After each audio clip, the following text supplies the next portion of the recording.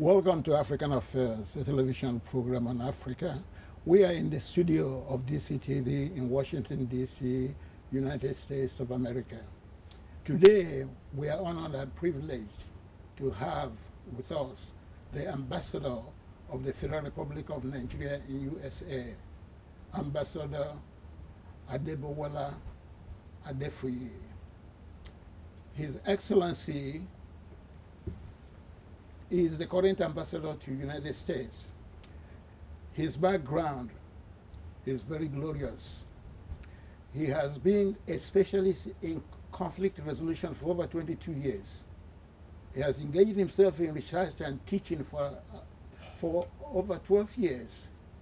He has been a delegate to the United Nations. He has been a deputy high commissioner to UK.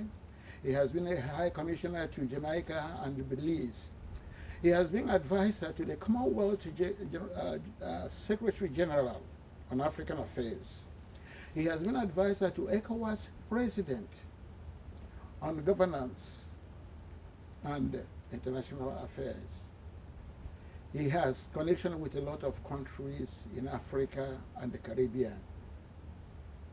And today we are delighted to have him taking time from his busy schedule to be with us, shows how he identifies with Nigerians in diaspora. Your Excellency, you are welcome to this program. Thank you. It's my pleasure to be here. Thank you. Then the next person on the panel is Professor Allen Hailu. He has been with me since the inception of this program. He is a member of the board of directors of this African Affairs Incorporated. He is of the Howard University Department of African Studies here in Washington, D.C., United States of America. Welcome again, Professor Allen Hailu. Thank you. Today we're going to discuss Nigeria. You know, Nigeria got independence from Great Britain October 1st, 1960. It has been a very long journey, and this independence was got, as they say, on the platter of gold, because there was no guerrilla warfare, no armed struggle. It was through peaceful and constitutional means. How far have we gone since independence, politically and economically, Your Excellency? Well, that's a big question. Politically, economically, there are quite a number of people, including Nigerians, who believe that on these two grounds, we should have achieved more than what we have achieved. That's not without some justification, but they are all connected with the problems of nation building. Nigeria is not the only country in Africa where there are so many people of diverse origin who are brought together to be a single country. We all remember the partition of Africa, the Berlin West African Conference in 1884. And so building a nation out of people of diverse ethnic origin takes its toll. And so some of the problems we inherited at independence were typical of what many African countries inherited at independence. And that grappling with those problems in order to be able to build a nation that we are proud of takes a long process. We've been through quite a lot. We've been through a civil war. We've been through so many economic crises. We've been through so many military coups, and all these are causes of political instability. And when the politics is not stable, it has some adverse effects on the economy. And so, for some certain fundamental reason, factors inherent in building a nation state, we have not been able to achieve as much as we ought to have achieved, considering the resources we have at our disposal. That being the case, we still have cause to be grateful to God. For one thing, the corporate existence of Nigeria can no longer be questioned by anybody. It's now clear to all Nigerians that we have been bound by fate and historical circumstances to be one nation, one destiny, forging our way towards making life more comfortable for our people. And we have realized the potentials of our country. We've seen more, because of the series of events that happened, we have been able to see more of the good sides of our country. We now know that Nigeria is one country in Africa, the nerve center of economic and political activities in West Africa, the most powerful country in Africa, the one that is the one that has been considered to be a permanent member of the Security Council, and a country which the epicenter, the most populous black nation in the world, and whose destiny is tied to that of people of African descent. And therefore, we've taken that responsibility. We've gone through a lot, but then it's taken us to a stage where we now realize the strength in us. And the challenge now is for us to build that strength, remove those fundamental weaknesses in our body politic, and steer our way towards realizing the full potentials of our country. So we have not achieved as much as we ought to have achieved, but we still have to thank God. Looking back, we can count our blessings. We should be able to count our blessings. Our corporate existence is no longer in doubt. We have been able to champion the cause for African unity, West African integration. We have been able to advance the cause of liberty, freedom for the oppressed people of Southern Africa. We were in the forefront of the struggle against apartheid, racism, and minority regimes, and that has been clearly sanctioned. We have been able to contribute more than any African country towards the peacekeeping efforts of the United Nations, and this is very well acknowledged. We are the largest supplier of crude oil. We are the seventh largest producer of crude oil. We are the fourth largest supplier of oil to the United States. We have Nigerians who have achieved a lot in all aspects of life. Wole Soyinka is the first black person to win Nobel Prize in Literature.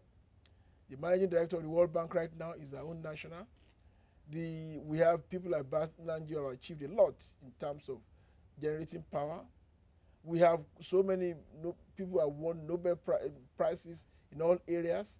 And you can hardly name any Ivy League university in the US that does not have a Nigerian on its faculty. These are achievements for which we want to thank God for. Yes, we ought to have achieved more, but then we can thank God for His blessing. And the challenge now is that our problem has been leadership, but now we have been blessed with a leadership that's forward-looking, that is responsive, that is responsive and responsible, and determined to take Nigeria to a higher level. We did a very good election, which have been sanctioned which have been approved by both the local and international community, and we are now on the verge of taking our country to a higher level. We have committed leadership. So, like I always tell Nigerians, the future is bright. Let us look at the good side of history. Let's forget the mistakes we have made in the past. The point is we are now ready to admit those mistakes. We want to rectify those mistakes and move our country forward. And that's the stage we are in. Thank you. Thank you very much, Your Excellency. Professor Allen Hailo, what take do you have on this? Yes, before I tackle the question, I want to relate something that came to my mind coming here. As we all know, Ghana has been in the news in terms of breaking from the pattern Africa has been known of as a responsible, accountable government. And one of the indicators of that was the current Vice President of Ghana, who got a lot of accolades for being engaged in Facebook with the people, not only with Ghana, but with the world. I want to express my great feeling and join my colleague in indicating my great pleasure in having the ambassador come with us. To me, as an academic and as somebody who knows both sides of the academic and the public servant field, I find his presence as a break from past patterns where governments didn't have that sense of accountability. His coming here is part of the new political culture of transparency, engagement with the public, and involved with the public. So I want to express my great appreciation for that. And I also want to affirm all the good points he raised. Nigeria, as you pointed out, is the most populous black nation in the world. It's an economic powerhouse. It's been a nation that has played a big role in the African Union, the Organization of African Unity, in the struggle against the liberation movement against apartheid and colonialism. It has been a positive player in the region and in the continent and in the world, for that matter, as you pointed out. Close to 6,000 Nigerian troops are involved in UN peacekeeping missions around the world. We'll go over the countries that it has been involved in the continent. But Nigeria represents the hopes, the strengths, and the challenges of the continent. It's a wealthy nation, still plagued by poverty. As he pointed out, it has been challenged with mismanagement, with a lot of political problems, but through it all, it has vanquished, it has come through, it has kept its faith, and come across as one nation, as we all followed the news from Ghana, from Sudan to many others. Many nations around the world are breaking. We see civil war, conflicts, and inhumane activities going around the world for Nigeria to come at the end as a nation that had peaceful civilian transitions, and to have a go at building institutions of pluralism, where the rule of law is a big plus for the continent, and it's a nation that has stood for the dignity of people of African descent. So it's come a long way, but as he pointed out, there is a long way to go too. Thank you, Professor Lem Hailu. A lot has been covered about Nigeria. There are some landmarks in Nigerian history.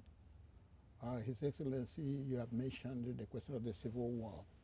The Civil War was violent, but it ended peacefully. It did not divide Nigeria. There was a slogan, no victor, no vanquished. Nigeria remains unified and united. There was another episode in Nigerian history, the Political Reform Conference. I watched it on TV. I was proud to be in Nigeria.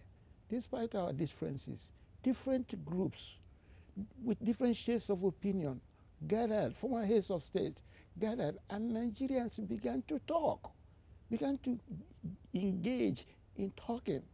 I remember the chairman, Nikita Toby, Justice Nikita Toby, and the secretary was a priest, Coker.